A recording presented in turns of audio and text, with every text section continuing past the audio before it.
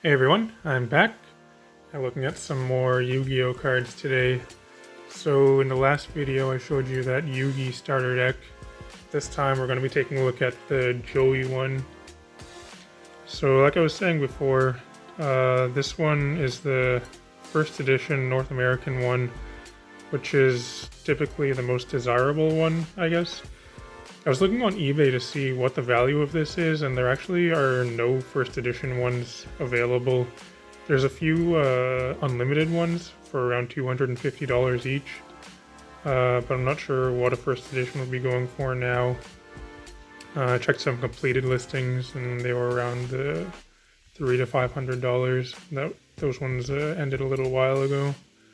But anyway, this deck, it's pretty cool. This is another one that I played with when I was a kid. So the first one that I got was the Yugi one. And then when the second decks came out, the Joey and the Pegasus, I got the Joey one to play with. And actually, I used to play a lot of Yu-Gi-Oh with my mom. So I got the Joey one and she got the Pegasus one. And we played those. And if you're watching, hi Mom.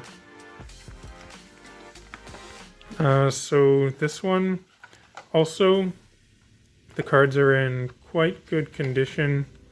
There's a couple of problems, and I'll show you those in a second, but overall, they're quite nice. What does it say on the back here? I wonder what year was this made? Is there a date on this? Come on. I don't see any dates. There's 96, but that's not the year that it was made. I feel like this might have also been 2002. So the big card for this one is the Red Eyes. From the first generation cards, I think typically the most desirable one is the Blue Eyes White Dragon, and then after that is Red Eyes is the second most desirable. And this one's got the rulebook version 3.0. The Yugi one had the 2.0, so this one's just a little bit later. So for this, still got the 3 foil cards sleeved up. Take a look at the Red Eyes. So overall, it's in super good condition. But then you look on the back, still looks good, but there is this tiny dent thing here in the bottom right corner. It looks to me like it's almost as if it's a factory defect. There, now you can see it. I'm not sure what caused that. So it kind of sucked to see that it's not absolutely perfect, but overall, still looks great.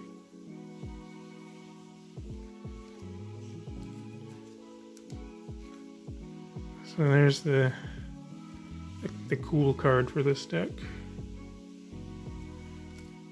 Then there's the Scapegoat. Unfortunately, the Scapegoat is basically completely destroyed. So yeah, I was saying in the last video, like I got this deck, the Pegasus and the Yugi one, all together from the same person, and he was saying that he never played with these cards, and that they were all in good condition. I just kind of took his word for it because I wasn't about to look through every single card, and they looked good. And they are, but overall they are all like pretty much perfect except for this one. Flip it over and look at that. What's up with that? And that sucks because this is the first edition Scapegoat, which actually is somewhat valuable. So I've been looking to replace this one. Yeah, that I played a lot of Scapegoat back when I was in high school. I remember before tokens were a thing. Tokens didn't exist. I made my own Scapegoat tokens.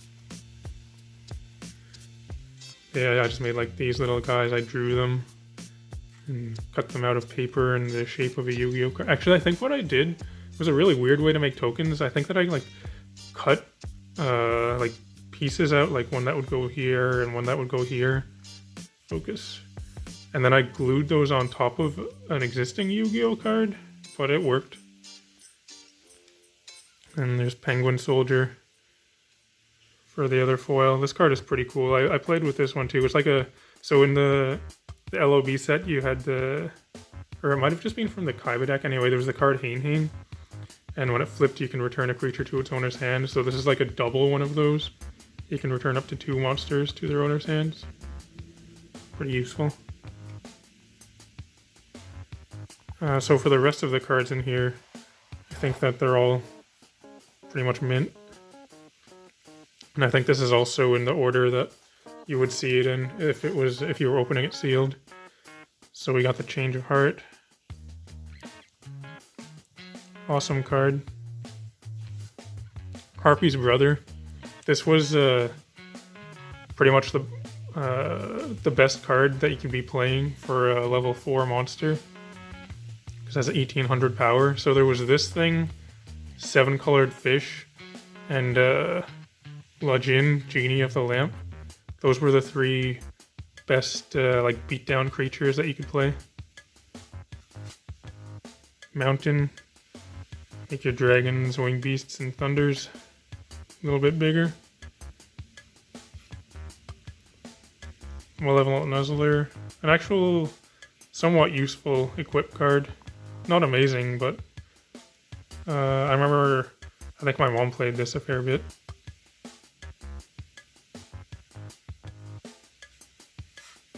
Yeah, there's the 7-colored fish. So this deck actually, it's pretty good compared to the Yugi and Kaiba ones. Like, all of these cards so far are quite useful. Dark Hole. I got one of those.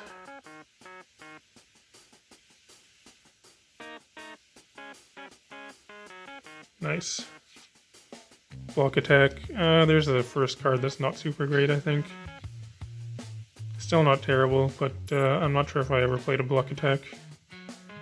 Masaki, the Legendary Swordsman. Legendary Swordmaster Masaki is a veteran over 100 battles.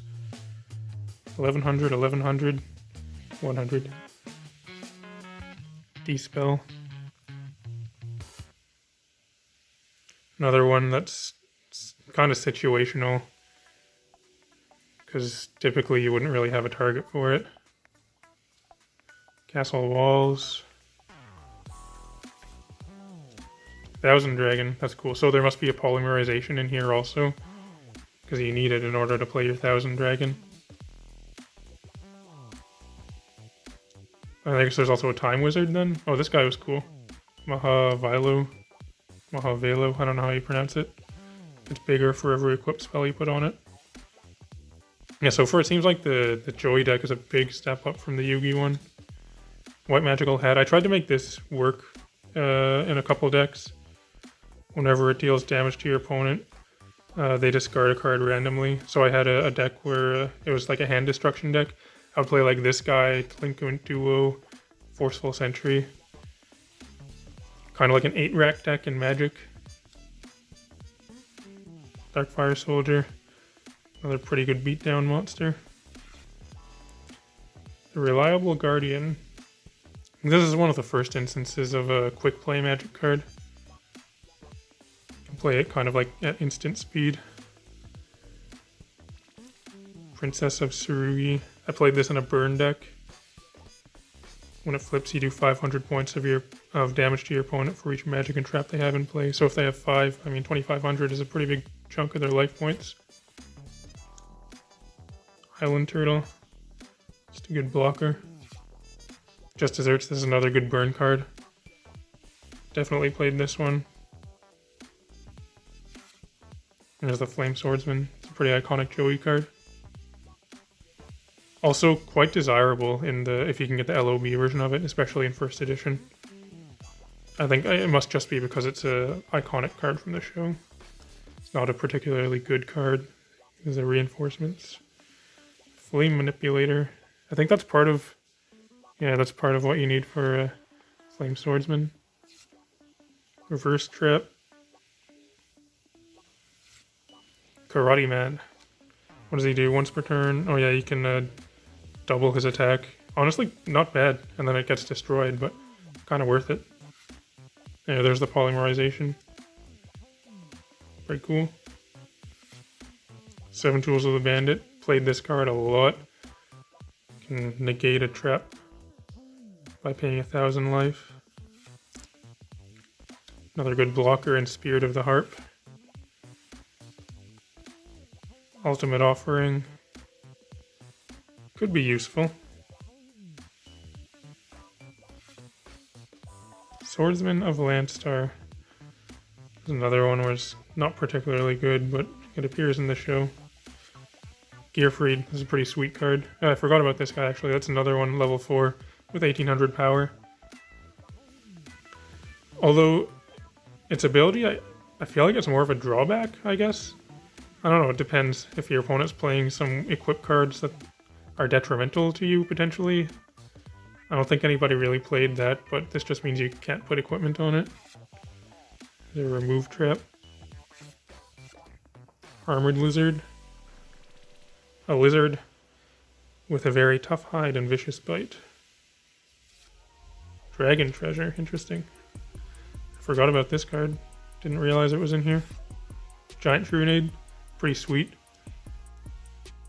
Apparently this combos with, I think, Premature Burial or something. I never even realized that the whole time that I played this game. I just kind of saw it as a worse Heavy Storm. But yeah, seems like there's some combo potential. Fake Trap. Did never play that card. Looked kind of funny though. Kind of funny. Should say fake instead of false. Anyway. False Trap. Milus Radiant. What's this guy do? Oh, increases the attack of all Earth monsters by 500. Makes wind monsters smaller. Seems useful. This one gains some life points. Works well with, what is it, Fire Princess, I think? There's a card that says whenever you gain life, do, I think, 500 damage to your opponent.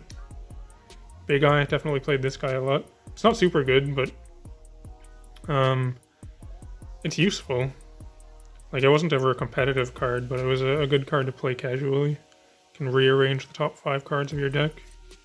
Magician of Faith, amazing card. Rebuying your Change of Hearts and Monster Reborns. Sangan, another awesome card. I wonder if Witch of the Black Forest is in here too. And there's a Waboku. Eternal Rest, what's that do? Destroys all monsters equipped with equipped cards. Really? There's a lot of equipped stuff going on in here. Didn't realize that before. There's the baby dragon, the other part of your Thousand Dragon. Monster Reborn. Gotta have it in every deck. Trap Hole, some more removal. Is there a Fisher also? Nope. Shield and Sword. There's another good Joey card from the show. Swap the attack and defense. Yeah, there's the Fisher. Time Wizard, there he is. So I guess there's no Witch of the Black Forest. That must be in the Pegasus deck. Time Wizard's cool. It's an ultra rare from Metal Raiders. But in here it's just a common. I remember my friend had this. He had the ultra rare version, I think, so he tried to play it in his deck and make like a coin flipping deck. Didn't work out too well, but it was fun. So that's the Joey deck. Pretty cool. There's a... Oh, I see this card also seems to have a little bit of damage. That's okay though, it's just a random common. I could replace that one if I really want to. Rest though, looks pretty nice.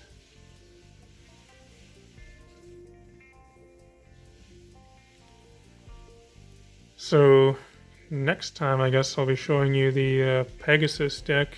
That one's pretty cool, it's got the Relinquished in it. And I actually have a Kaiba deck on the way too. I found one for a pretty decent price. The box is a little beat up, but the cards look like they're in quite good condition. It's not first edition, that would be insanely expensive. So it's the unlimited version, but still it's cool just to have. Take a look through this thing. Yeah, there's Joey again.